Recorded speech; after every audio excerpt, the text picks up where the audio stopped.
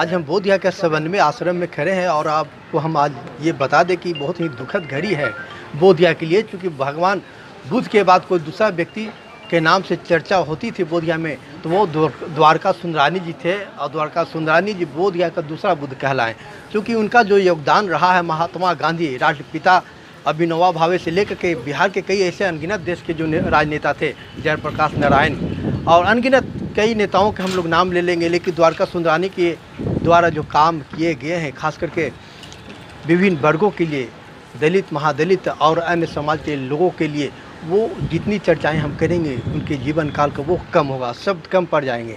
लेकिन उनका गुणगान शायद उनके कामों से कई बेहतर या कई गुना ऊपर है।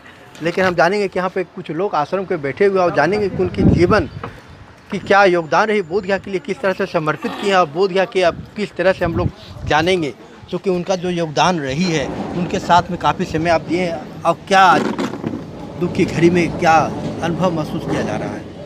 दुख के घरों में अनुभव महसूस किया जा रहा है कि अब इनके जैसा व्यक्ति धरती पर तो मुश्किल है होना, लेकिन ये जो किए हैं तो दुनिया सब लोग जान रहा है। और आज भी वो करते हुए गए, तो करते हुए हम उनके साथ हैं 70 से। तो हम देखें कि भाई उनका स्कूल चल रहा है बराचट्टी, महंतपुर, बोधगया, और अभी की स्थिति में है कि पहले भी चल रहा था, आज भी चल रहा है कि पूरे जिला भर में 500 स्कूल भी चल रहा है।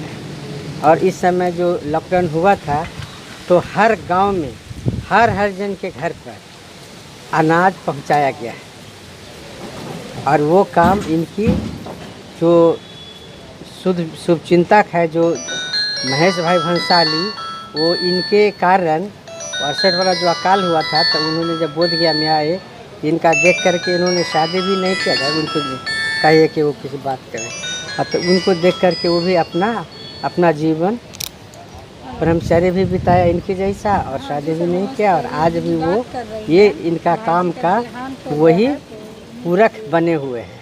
और सारा अब ये बिस्तर पर भी थे तो वही सारा काम इनका चल रहा है, स्कूल भी चल रहा है और गांव में भी काम चल रहा है। बिल्कुल कहा आपने, सही कहा।